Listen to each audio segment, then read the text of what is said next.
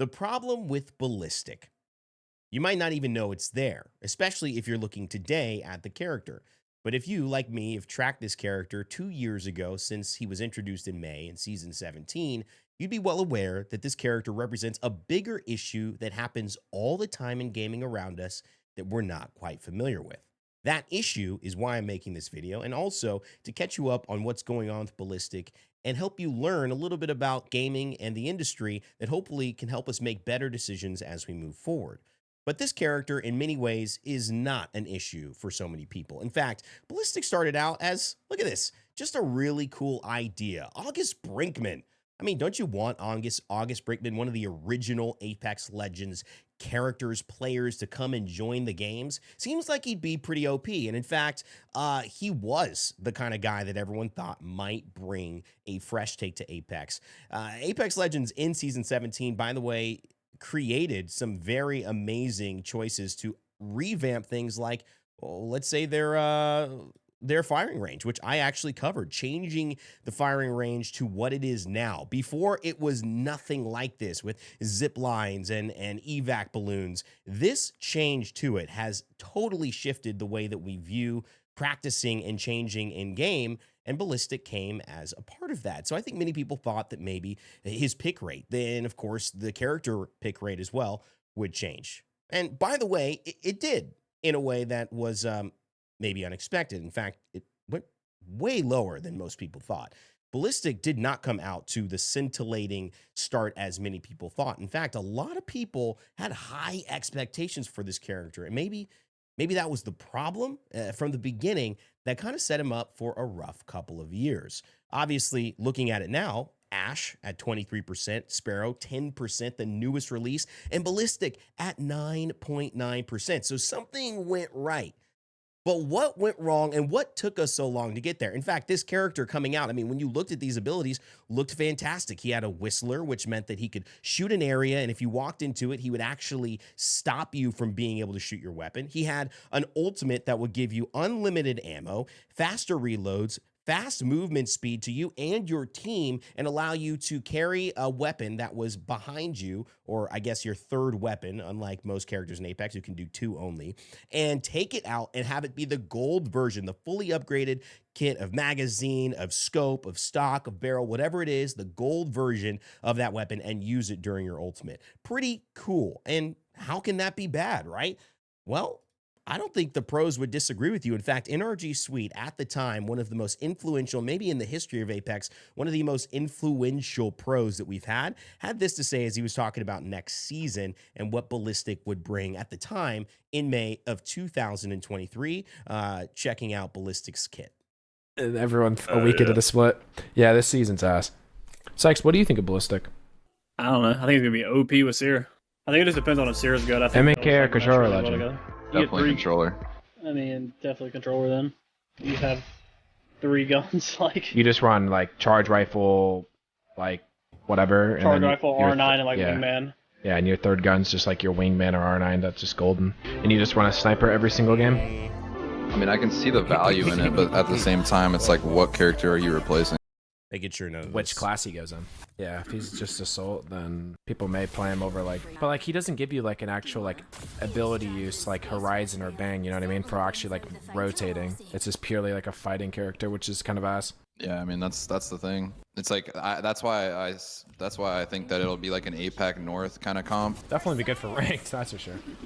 Yeah, I mean I think for ranked and stuff, I could see like an APAC North team running like Maggie, Ballistic, fucking Seer, and just straight running it down. So this is a conversation happening between 3 pros still in our league, very accomplished pros, Dropped, Sykes, and of course NRG Sweet, and saying that Ballistic brings a lot to the table, which is a good thing. I mean, they have high hopes for the character. I think I had high hopes for the character as well, but when he came out, he just wasn't played. He wasn't featured in any of these lineups, and it started to look a little odd. Like, we were kind of asking ourselves, okay, so you've got this character that they said you can now finally carry a charge rifle, you can carry an R99, an SMG, you can carry a wingman, you can carry a shotgun, you can have everything to fight in every opportunity. You could play long range, you could play close range.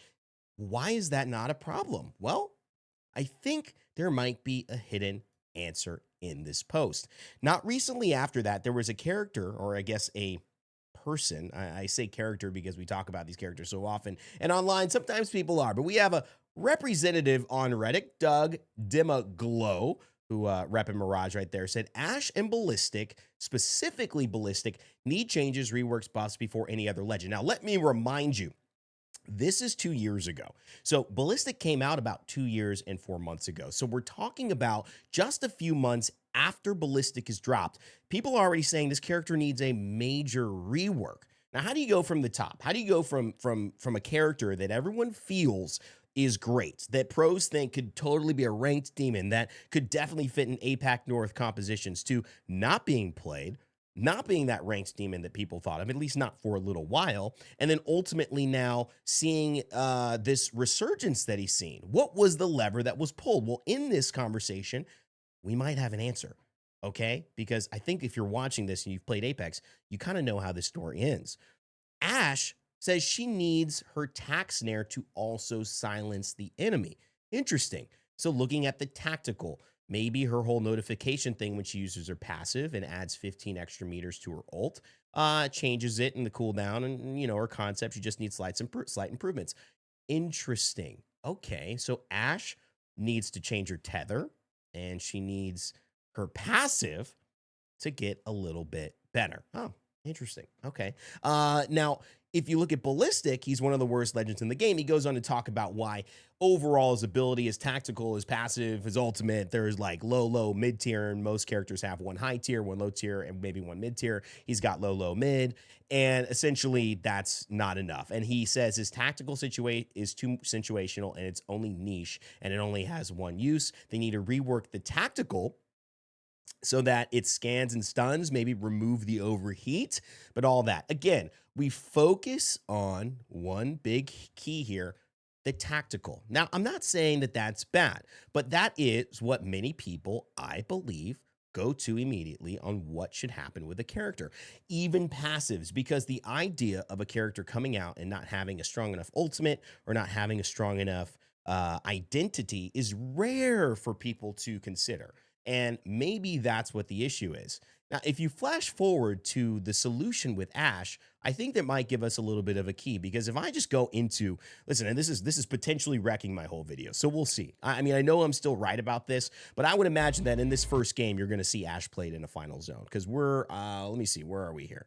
We're going here into the first game, final zone, and I would imagine that we end up seeing an Ash before this is close. That look right there. We've got an Ash, top 4 squad. So listen, not only did I risk wrecking my video if there wasn't going to be an Ash there, I have now taken the risk and fully proved my point, how valuable Ash is. But it wasn't because her passive got better in the same sense of scanning more people or doing any of that. When you look at her pick rate, 23% of people, almost a quarter of people from any player in any game mode, pick Ash. That is the highest percentage I think we've ever seen a character get picked in Apex Legends from this wonderful Apex Legends status. And if you go to the high ranks to the low ranks, that means every single player is prioritizing Ash. It might even get higher. 34% in Master in Apex Pred. Now, why did this character get so much better? Was it because her tactical? Was it because her passive changed? No, it's because they completely reworked the character and gave her a dash. And they gave her the potential to have 2 ultimates. They did things that allowed her movement to be more valuable, and that ultimately gave pros the sense that they could control the game and control their own fates better than other choices. That was the key. It was looking outside the idea that we needed to tweak a little bit of what we had, and ultimately, that is a problem. The reason that's a problem is because Ash has been in the game even longer than Ballistic. Many years now, Ash has been in, and she's finally seen her pro play to where I could tell you, without even seeing the game, she's going to be in that final zone in the very first time. Ballistic is pretty close to that conversation as well. But did we go through the same issues with Ballistic? Well, over those last 2 years, people were having similar conversations. And what were they having? Well, in Apex Legends, Prodigy, obviously coming up recently, but in all of these patch notes from Breakout, Apex Legends, there were small ballistic changes that happened. So they added a sling. Sling weapons now have all white attachments while equipped. Tempest, the effect radius for ally range has been increased to 90 meters, was 13 meters. Oh, interesting. Starting to see a little something, but there wasn't a huge uptick in Ballistic as a result of some of those things. And in fact, when you consider that a lot of people focused on the tactical, some of those things kind of went unnoticed. And again, when you look at Ballistic's changes, like you look at what happened in Upheaval, Ballistic, the Whistler, the damage from a planted smart bullet increased to 10 was 5. Guys, I'm not hating on small changes, but 5 more damage? I mean, I could fart 5 damage on somebody. Okay, I mean it's not hard to do 5 damage. One bullet of a P2020 does like 35 damage at this point. What's the number now? 120, 150? If it hits, who knows? I mean, the P2020s are so OP. All you got to do is close your eyes and shoot in the general direction. You don't even need sound on. You'll kill somebody. At this point, the idea that Whistler bullet was going to be having more of an impact or be threatening because of that 5 damage, it was an oversight. It just wasn't going to happen. You look here, upgrades, the care package insight removed. New slingshot improves ballistic base sling weapon to a blue set at level 2 and a purple set at level 3. So again, this idea now, hey, instead of messing with the ultimate, why don't we take a look at this other thing, which is this idea that if you have a third weapon, you can make it blue. If you're at level 2 and you hit your level 2 perks, this is with the perk system now. If you're at level 3, well, then your whole weapon that you're carrying, if it's a charge rifle, will be all level 3, purpled out. You have that purple stock, you have that purple 4 to 8 times scope. Everything will be good. Still, no significant changes. Now, I will say this, admittedly, and many of you probably had the situation, I played Ballistic during ranked a couple of seasons ago. I actually liked it. I like Ballistic a lot. I think he is a good ranked character and has been. But certainly, to get to the higher echelon of competitiveness, to really be considered a character that everyone knows has arrived, you've got to at least get played a little bit in Pro League. Because if all of the best players in the world have no opportunity to play you ever, you're really going to miss out on some of the highest level tactics that are available, because those are the best of the best. They're going to set the tone for what this character's full potential can be. It's like you have a cleat, you're Adidas, but no professional athlete will ever wear your shoe. I mean, that's kind of a problem, right? At the end of the day, it might be great streetwear, but if you're trying to be a brand, you need to have professional athletes, especially in athletic shoe wear, be able to represent you. Moving on, another change that happened here for Ballistic. The Whistler lock-on time decreased to 0.1 seconds, and it was 0.3 seconds. This was Shockwave. Are you noticing the trend? Guys, are you noticing the trend of these small changes happening for Ballistic that essentially aren't really doing anything? And I want to show you why, okay? And I know many of you are probably thinking about why, but I want to really give you a conversation as to why things changed and why things weren't working. First of all, is there an identity crisis going on at this point? Every single decision that's being made has to do with changing a perk, adding more value to the sling, in terms of upgrades and not chasing as many upgrades and having, versatility. There's also this element of the Whistler going from 5 to 10 damage or locking on faster, but that's not moving the dial. And many times when you have a character that comes out the way Ballistic does and does not get played the way you might have hoped or that people might have expected, there is still some hesitancy around overpowering that character.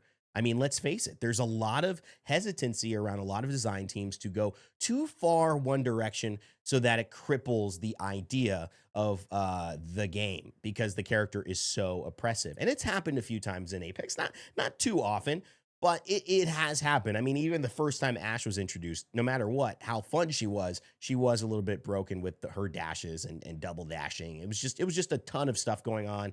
And they did need to bring that back a little bit. But it made the character one of the most picked characters in Pro League and now one of the most popular characters, the most popular character by far in the game. So somebody somewhere along the line had the idea, well, maybe we need to do that with Ballistic. Maybe after 2 years of these small buffs, we need to figure this out. Maybe we've been the problem here in introducing this character, and we've got to find a way to get clearer on how to take a solution and apply it to what this game needs for this character to survive. And that's what they ended up doing. in this latest patch with Ballistic in Season 24, heading into Season 25, with Sparrow being released there, they made major changes. So the sling, instead of being a perk, now upgrades with level by default. Secondly, you can carry crate weapons that will gain infinite ammo with your ult, such as the Kraber, or at that time, maybe the Devotion.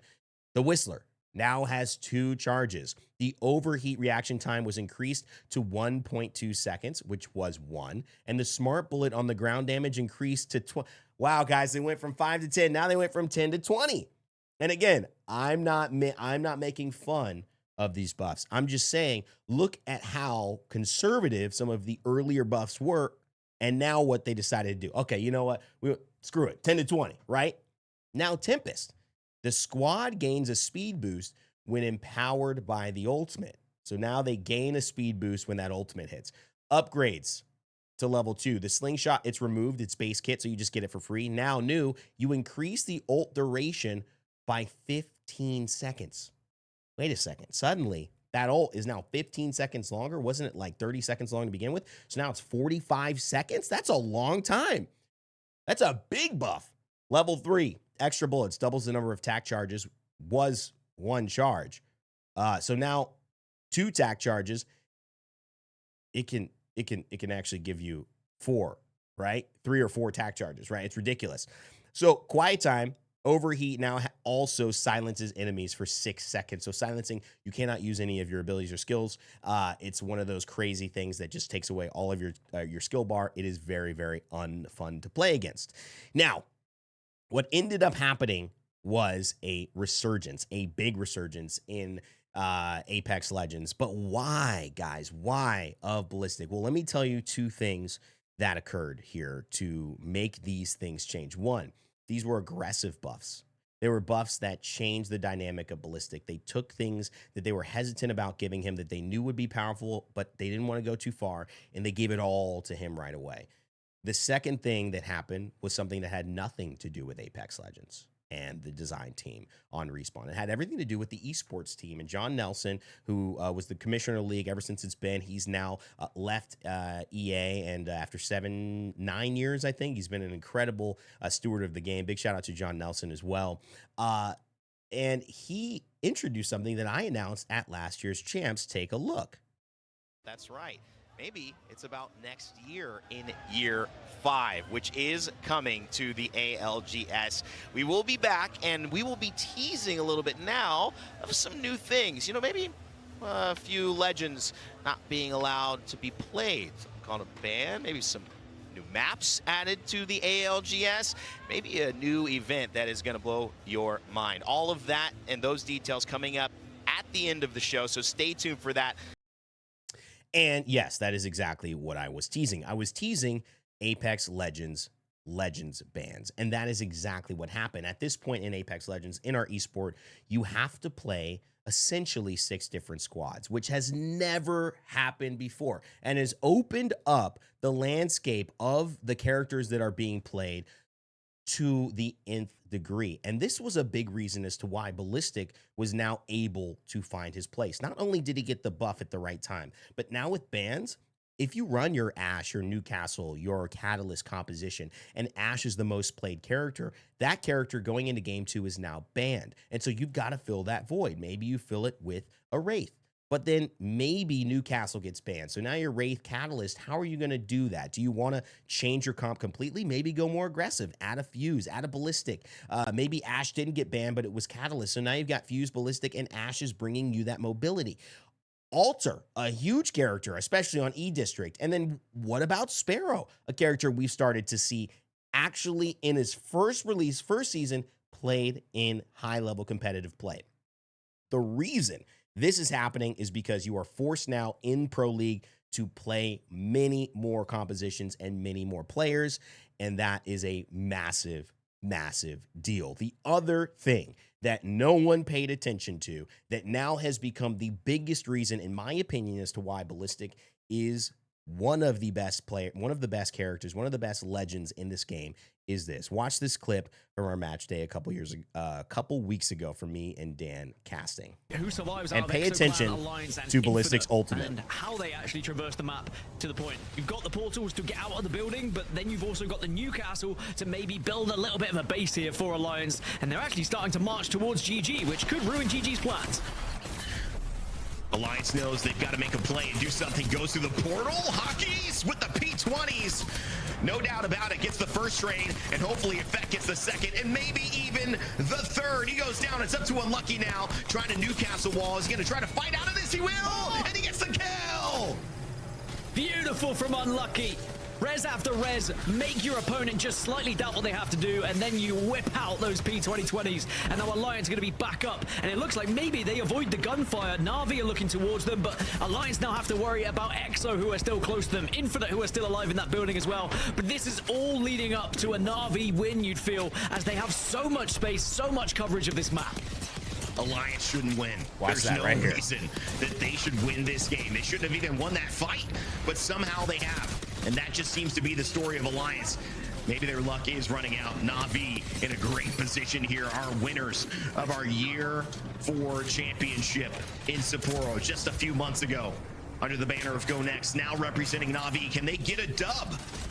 Heading into game number 1 on E-District. We'll see here as Exoclan falls. And it's just Arctic to remain. Yeah, Na'Vi now, it should just be cleanup crew. Only one squad left. However, they are on the low ground here. This is not as easy as it first looked. And there is a chance for Infinite, albeit a slim one. It's not going to happen. Na'Vi proved that it was not just a one-hit. All right, great. You know, fun call, nice little in-game. But did you notice the most important part? Did you see it? I told you to pay attention to it. I want you to watch what happens to the timer.